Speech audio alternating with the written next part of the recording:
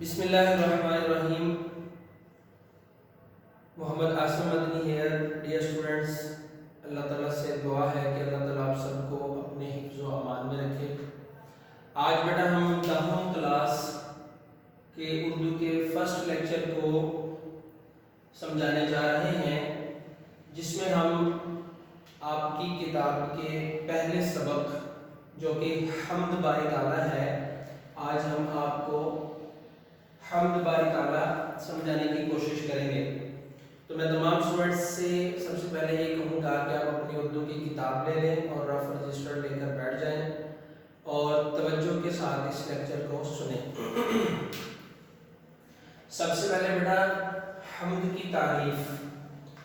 حمد کی تعریف یہ ہے کہ ایسی نظم جس میں اللہ تبارک و تعالیٰ کی تعریف کی جائے، اللہ تبارک و تعالیٰ کی مدح کی جائے، وہ حمد کہلاتی ہے. اور اللہ تبارک و تعالیٰ کی ذات حمد کے لائق ہے، تعریف کے لائق ہے، جو اس ساری کائنات کا خالق و مالک ہے، جو آپ کا بھی خالق ہے، ہم سب کا خالق ہے. یہ ساری چیزیں اللہ تبارک و تعالیٰ نے پیدا کی ہیں. تو حمد کے جو لائق ہوتا ہے اس کی حمد کی جاتی ہے. اللہ تعالیٰ ہر عیب و نقص سے پاک ہے. تو اللہ تبارک و تعالیٰ کی تعریف کرنا، ستائش کرنا، مدح کرنا، یہ حمد کہلاتا ہے. تو سب سے پہلے ہم جو آپ کے سلیبس میں حمد ہے، ان کے جو رائٹر ہیں، جو شاعر ہیں، ہم ان کی بات کریں گے. یہ آپ کے سامنے میں نے کچھ مختصر تعارف ان کا لکھا ہے، آپ یہ سمجھ لیں اور بقیہ تعارف آپ کتاب سے پڑھیں گے تو آپ کو بات سمجھ آ جائے گی. نظم کا عنوان بیٹا حمد کی تعریف ہے، حمد باری تعالیٰ ہے، اور شاعر کا نام حفیظ جلندری ہے. یہ کب پیدا ہوئے، ان کی تاریخ پیدائش کیا ہے؟ 1900 میں، 1900 عیسوی میں یہ پیدا ہوئے. کہاں پیدا ہوئے؟ جلندر، ہندوستان میں، جو ہندوستان کے اندر ضلع جلندر مشہور ہے، یہ وہاں پر پیدا ہوئے. پھر انہوں نے اپنے گھر سے ہی ابتدائی تعلیم حاصل کی.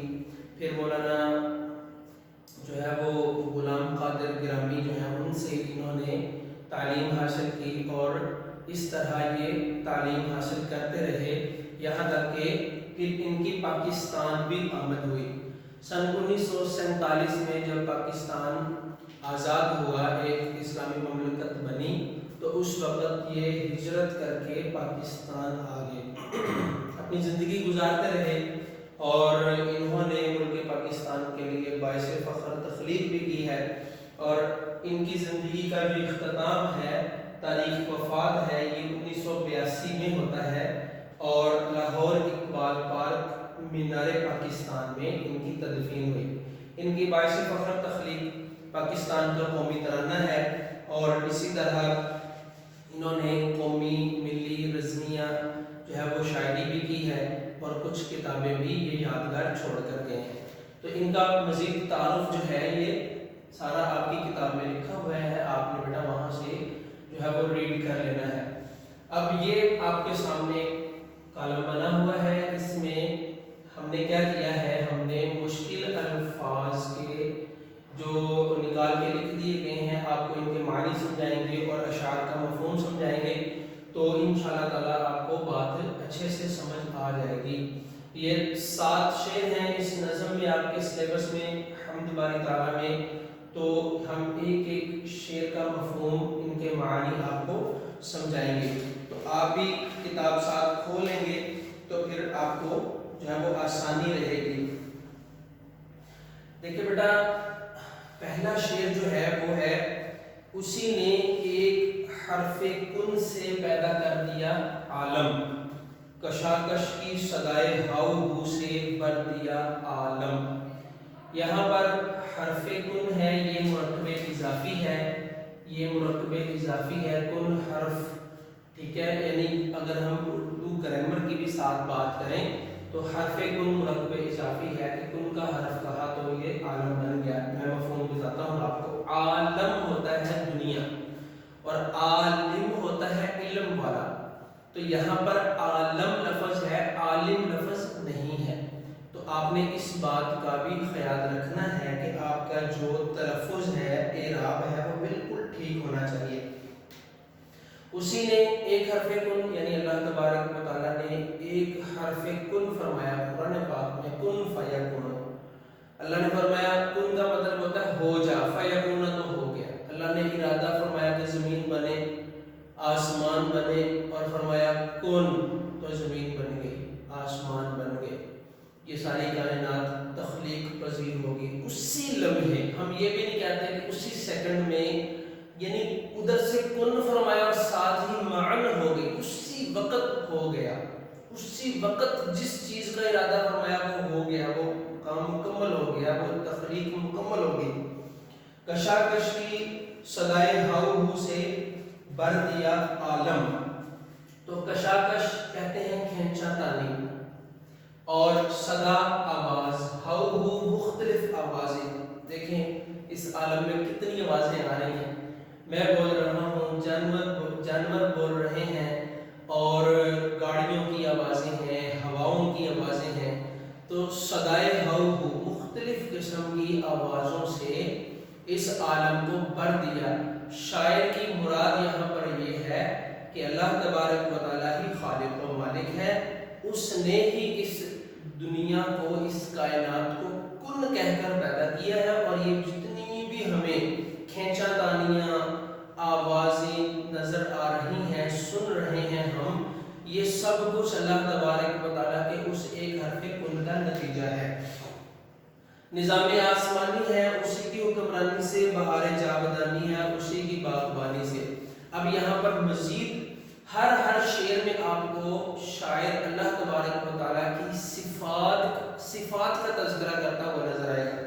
تو یہاں پر دوسرے شعر کے اندر شاعر نے کہا ہے کہ نظام آسمانی، تو یہ بھی نظام آسمانی، یہ بھی مرکب اضافی ہے کہ آسمان کا نظام، اس کو دیکھ لیں آپ، وہ بھی اللہ کے حکم سے چل رہا ہے، اسی کی حکمرانی سے چل رہا ہے۔ اللہ تبارک و تعالیٰ اس سائبان کو اس زمین کے اوپر جو ہے وہ تانے ہوئے ہے، یہ آسمان ہمیں نظر آتا ہے۔ دیکھیں اللہ کی قدرت، دیکھیں کہ بغیر کسی پلر کے، بغیر کسی سپورٹ کے، یہ اتنا بڑا آسمان پوری دنیا کے اوپر، پوری زمین کے اوپر چھایا ہوا ہے، اور اس کو کسی بھی قسم کی جو ہے وہ پلر کی، سپورٹ کی ضرورت نہیں ہے۔ یہ کون کر سکتا ہے؟ یہ صرف خالق و مالک اللہ تبارک و تعالیٰ کی ذات کر سکتی ہے۔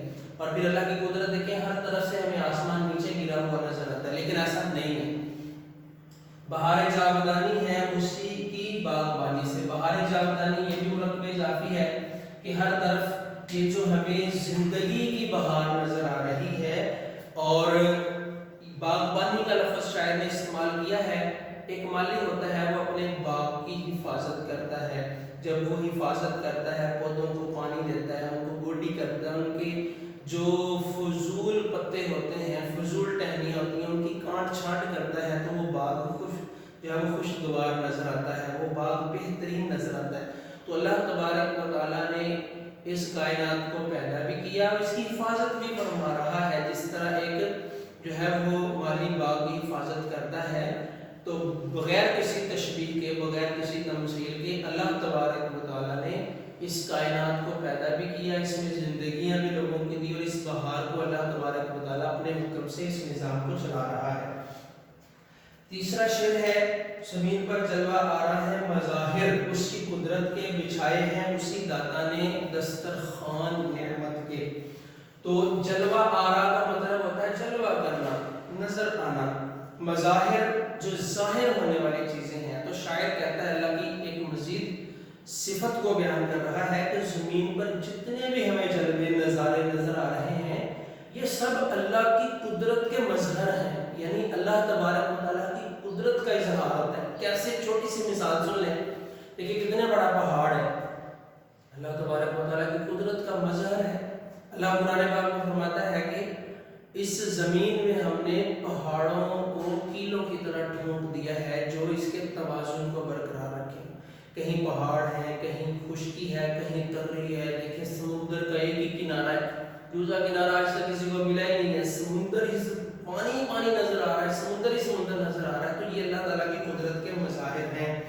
اور داتا کہتے ہیں خالق و مالک کو، پالنے والے کو، تو اسی داتا نے دسترخوان نعمتوں کے بچھا دیے۔ دیکھیں ہم طرح طرح کی نعمتیں کھا رہے ہیں، انسانوں کے لیے انسانی خوراک ہے، جانوروں کے لیے چارہ ہے، پرندوں کے لیے ان کی خوراک کا انتظام ہے، اور پھر ایک بندے کو نہیں، پوری کائنات کو، پوری مخلوق کو اللہ تبارک و تعالیٰ جو ہے وہ کھلا رہا ہے۔ تو یہ اللہ تعالیٰ نے نعمتوں کے دسترخوان بچھائے ہوئے ہیں۔ جیسے ہم دسترخوان بچھاتے ہیں اور اس پر کھانا رکھ کر کھاتے ہیں، تو اللہ تعالیٰ نے اس زمین میں جگہ جگہ جو اس پر رہنے والے انسان ہیں، جانور ہیں، جاندار ہیں، جتنی بھی مخلوقات ہیں، سب کے اعتبار سے ان کی خوراک مہیا کر دی ہے۔ تو یہ بھی اللہ تعالیٰ کی کتنی بڑی شان ہے۔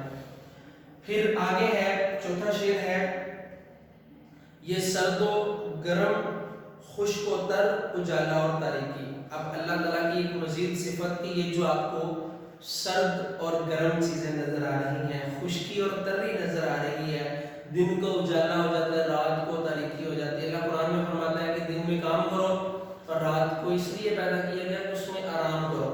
تو اجالا اور تاریکی ہر ایک میں اللہ تبارک و تعالیٰ کی شان نظر آتی ہے، نظر آتی ہے سب میں شان اسی ذات باری کی، اللہ تبارک و تعالیٰ کی۔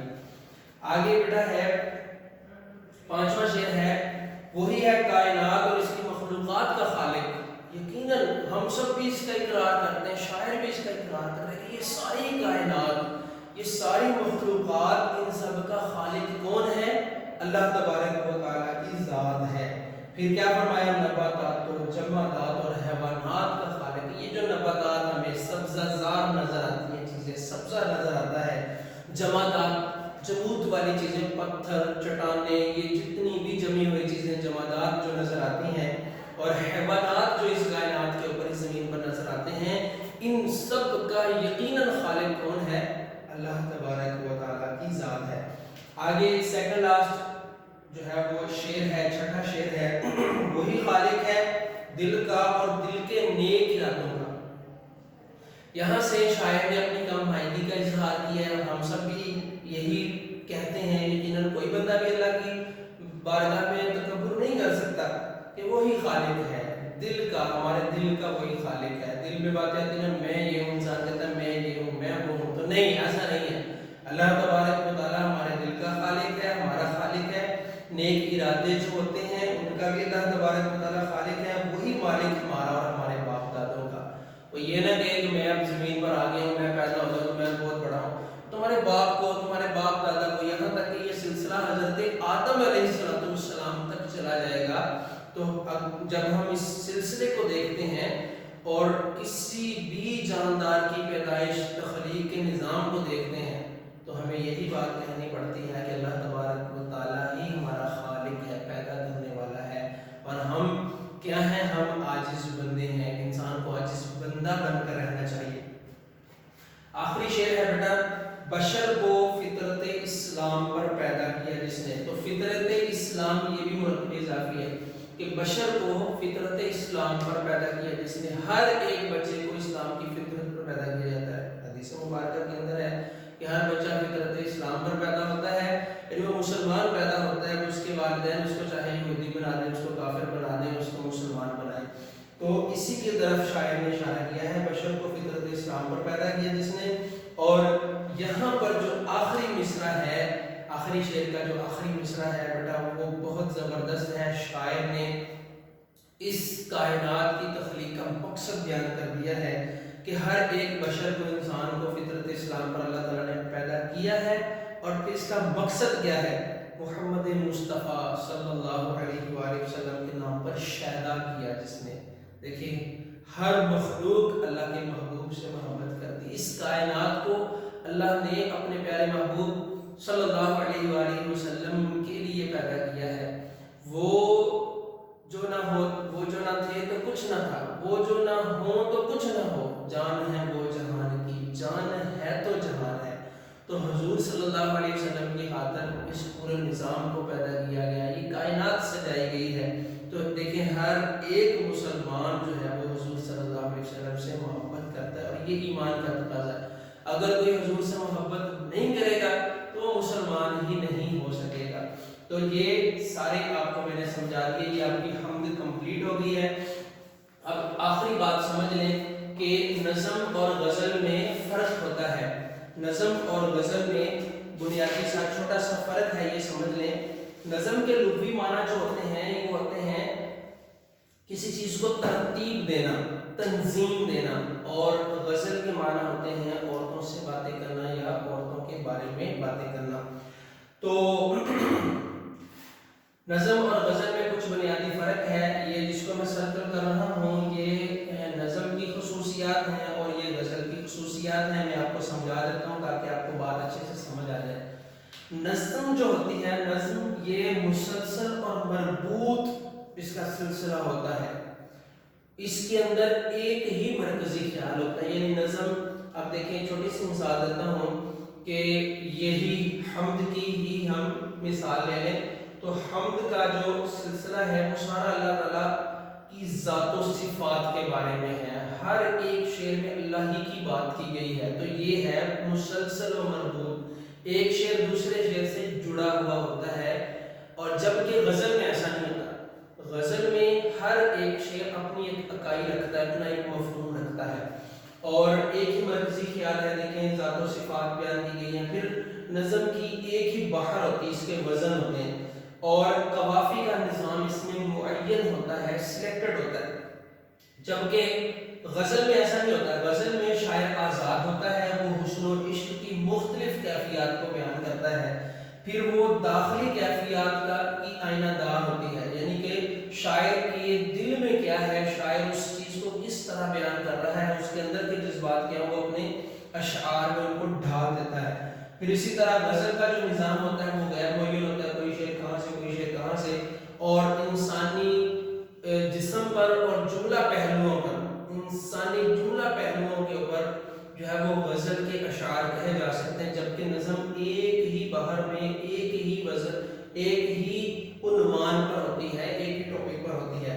اور غزل میں بھی ایک بحر ہو سکتی ہے اور ہر شعر ایک اکائی رکھتا ہے۔ تو یہ غزل اور نظم کا بنیادی فرق بھی میں نے آپ کو بتا دیا، تو اس کو بیٹا آپ نے اچھے سے یاد کر لینا ہے۔ جب یہ آپ کر لیں گے تو اس کی مشق خود بخود حل ہو جائے گی۔ اس میں شارٹ کوسچنز ہیں، شارٹ کوسچنز جب یہ اشعار کو آپ کریں گے تو وہ حل ہو جائیں گے، خالی جگہ پر کر لینی ہے، آپ نے کالم ملا لینے ہیں اور اعراب